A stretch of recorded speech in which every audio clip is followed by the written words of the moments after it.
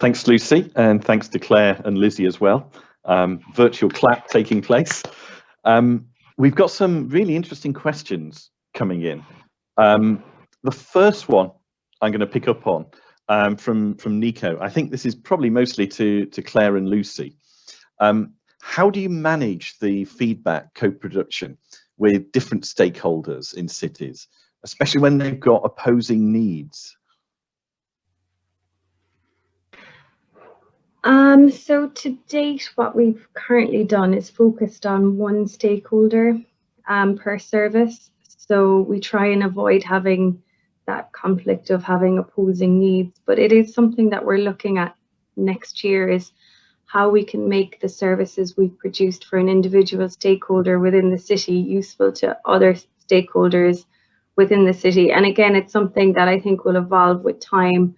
We'll have to get feedback, and it's a case of trial and error for the first stages, until we can kind of set a framework for how we can develop services that are useful for multiple actors rather than just for one actor.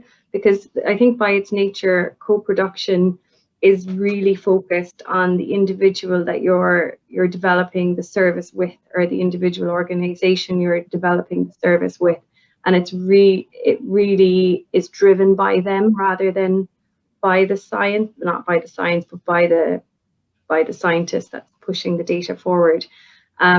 So I think there does need to be a lot of work to determine how best to make these services useful across multiple actors rather than just the one that you develop it with initially.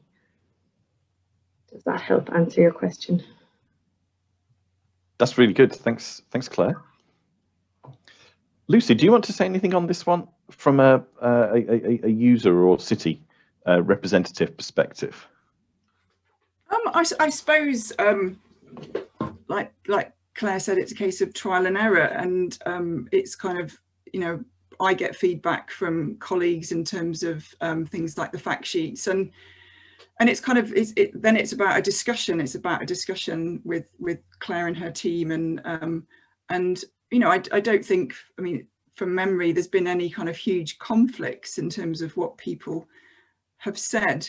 But I think it's something that evolves over time, and we've learnt lessons from the fact sheets that we're taking into the next process with the heat data, and that is all about prototyping, isn't it? It's very much about experimentation and trying things and letting that evolve and have a life of its own. Excellent, thank you. We've now got two questions I'm going to take together. These ones are directed at Lizzie. And focus more on the modelling. So Lizzie, the first one is also by Nico, and he'd like to hear a little bit more how urban architecture, urban features are included in the 2.2, given you're not resolving individual streets or buildings. And we've also got one that I think is relevant here, of how you balance the competition for computing power between ever greater resolution and bigger ensembles to quantify uncertainty. Yeah, okay, thank you for the question. So I'll take the first one then. So in terms of how we describe the urban architecture, you're absolutely right that the 2.2 kilometre model isn't able to resolve street level detail. The way it's done is that within each 2.2 kilometre grid box, we describe the fraction of the grid box that is essentially a roof and essentially street canyons. So we have two different tiles, as we term it, within the grid box, which describes the proportion of the box that is these different types. And that's important because roofs have a lower thermal inertia than the street canyons. So it allows how fluxes evolve through after sunrise and after sunset and through the day to be better captured, and that's been shown by quite a bit of work. So this is using what's called the new Maruse's land surface scheme, and that's something we haven't used before. So that's one. Hopefully that answers the first question.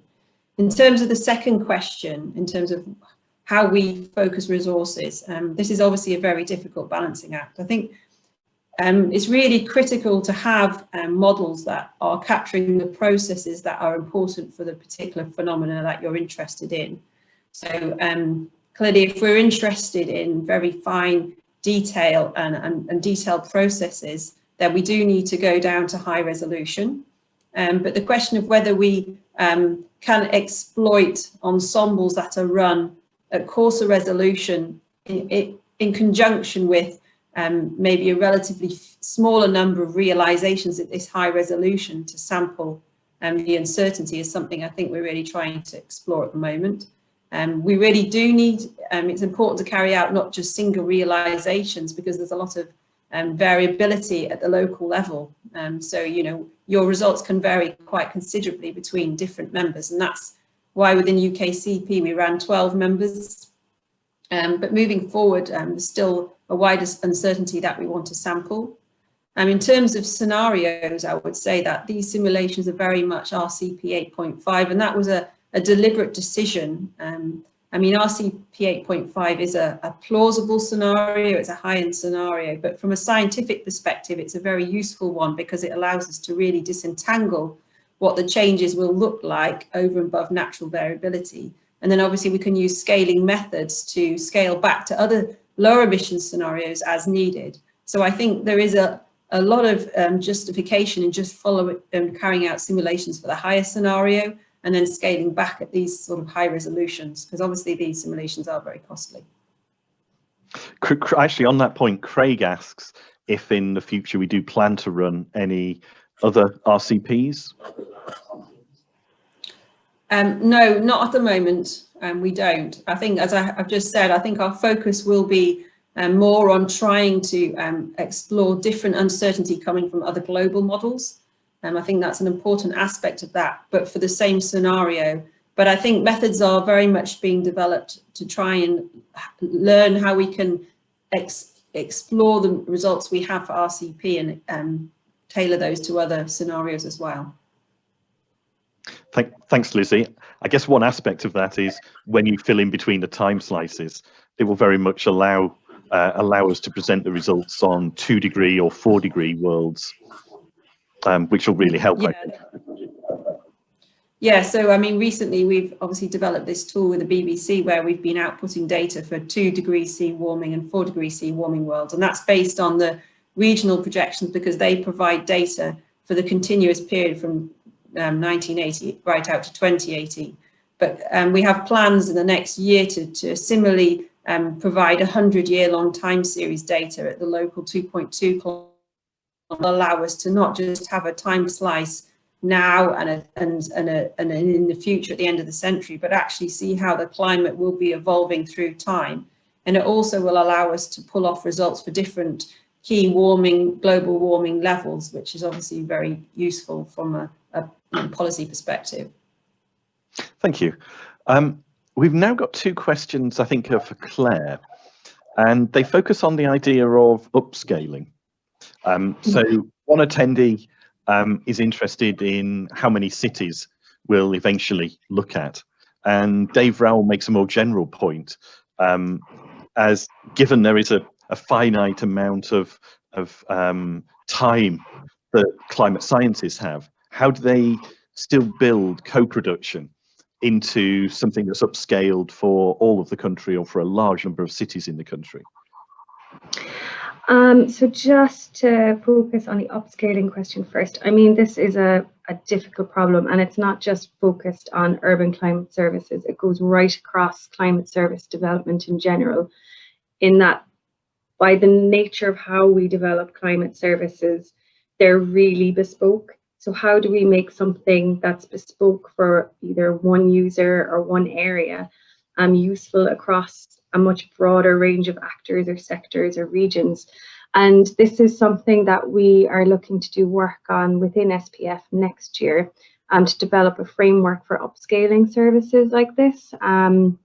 So hopefully we will get more insight into some kind of best practices or ways forward for dealing with upscaling. But it is extremely difficult. In terms of how many cities At the moment, we were just developing the city packs to cities that contacted us once the Bristol city packs got published. However, our ambition is to make these reproducible for cities right across the UK. So we have another piece of work starting in January, which will run on to next year, which will purely focus on how we can reproduce these city packs for all cities. Well, I guess it would be more for cities of a certain size, given that the data is at 25-kilometre resolution across the UK, and hopefully we'll have some sort of a visualization tool that would be made available to cities so that they'll be able to click and see the information specific to their local area. And this is something that we would like to add the heat service information to, the precipitation service information to. So we're hoping that what we develop isn't just for one or two cities, but is reproducible and usable across the UK. And again, this is where the upscaling comes in. So we do need to do a bit of work on examining how we can best upscale such services that are created for specific cities and sectors. Thanks, Claire. We've got time for one more question, I think. So I'm going to take the one from Claire Goodeth. This one's for Lizzie. Please, could you say a little more about the method for extracting the urban contribution to hot days? Yeah, certainly. So this method, basically what we do is we look across the various different grid boxes across the UK in the 2.2-kilometre model and identify those with a high urban fraction.